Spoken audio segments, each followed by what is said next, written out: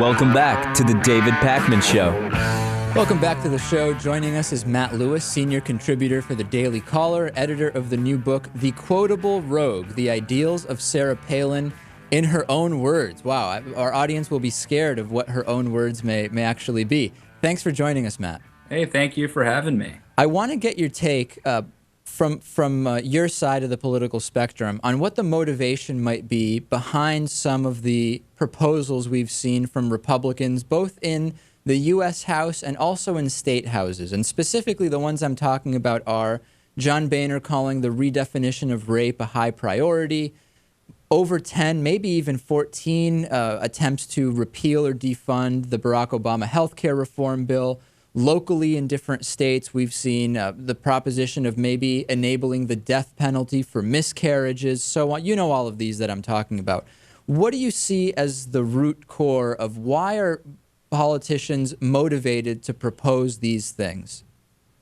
I think on principle, actually. I think that it's fundamental beliefs in policy that conservatives believe will make a better America.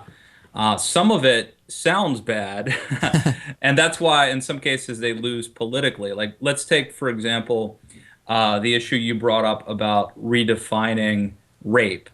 Sounds horrible, and it's the kind of thing that liberals, I think, win on because it sounds bad, and the liberal argument really is the bumper sticker. And I could tell you the conservative argument, but it's going to take a couple minutes for me to do so. I actually happen to agree, or at least philosophically understand the conservative argument, but it's something that requires a bit of explaining and nuance. And so, in politics, as you know, if you're explaining, you're losing.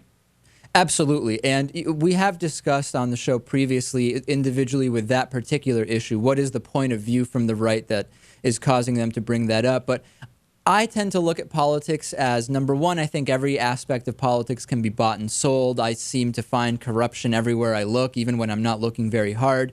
So when I see things like this being proposed, sometimes I wonder, is it really that the people, the politicians getting behind this, personally, morally feel like it's correct?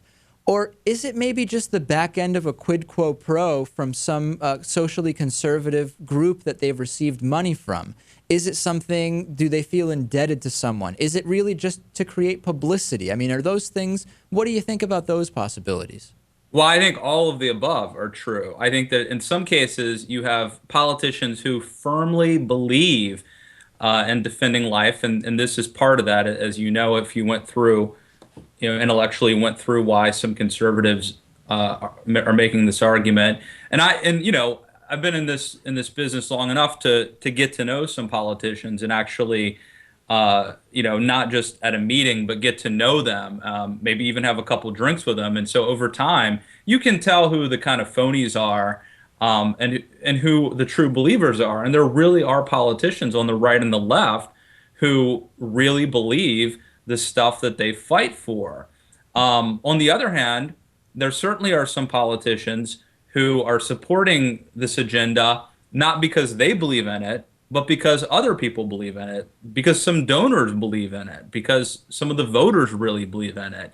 So obviously there are some people who firmly support this, but clearly there are some politicians who are doing it for political purposes. I think that's true on both sides of the aisle on almost every issue. And then why is it worth even getting involved with a lot of these proposals that so clearly are just not going to pass? Is that side, is it political posturing? Is it to later say that they sponsored X, Y, and Z bill? I mean, what's the advantage? I don't know that I get it. Well, and there are several very complicated stuff. I mean, governing is messy and complex, and I think there's several reasons why. Number one, you have people who are maybe a little bit quixotic, who don't know that things aren't going to pass. And I think there are politicians and activists alike who fit into that category. Activists who demand you try to pass something even if it can't pass, because they believe it's right. I think that's fine and noble.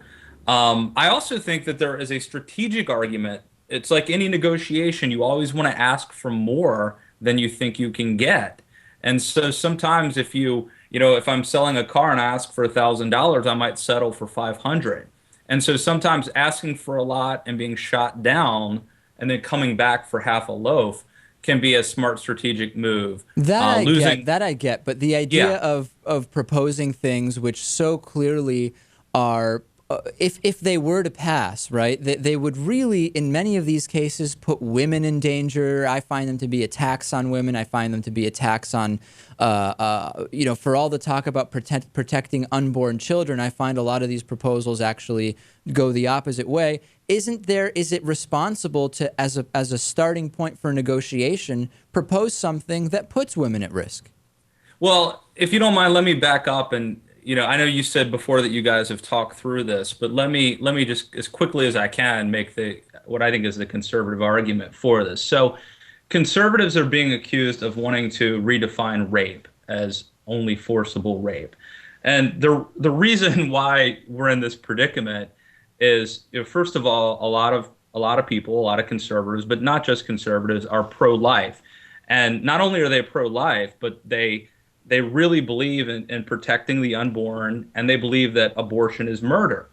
The problem is that, politically speaking, passing legislation, there are always exceptions. And so some people are going to say, well, but what if the life of the mother is involved? Or what if incest? And so for political reasons, to get things passed, to compromise over the years, most pro-lifers and most politicians at least have said, well, we're going to be in favor of outlawing abortion except in cases of rape and incest. Now, the problem is, though, intellectually, if you're going to argue that abortion is always murder, how can you then intellectually say, but murder's okay if it was rape, right? So we've got these compromises, and as I said, politics is messy. And what happens is, you get down to a point where you have people who essentially could say, and remember, we just had a story a couple months ago, Julian Assange, the WikiLeaks guy who was accused of rape, and it was an interesting case. He had consensual sex with a woman, and then I think later he had sex with her again without using a condom. She called that rape. So some pro-lifers would argue that, well, if you're going to allow an exception for rape, then you might as well allow all abortions to be legal, because any woman could say, well, yeah, but I was raped. Okay, so but let's that's the theory. I follow it. We have very limited time. The obvious rebuttal to me to that is that, listen, we know that there is only a conviction on 6% of rapes as a combination of difficulty in trying those cases, women being afraid to come forward, so on and so forth.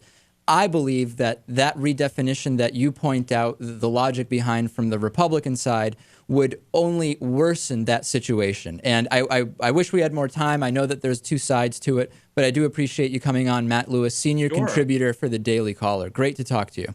Good talking to you.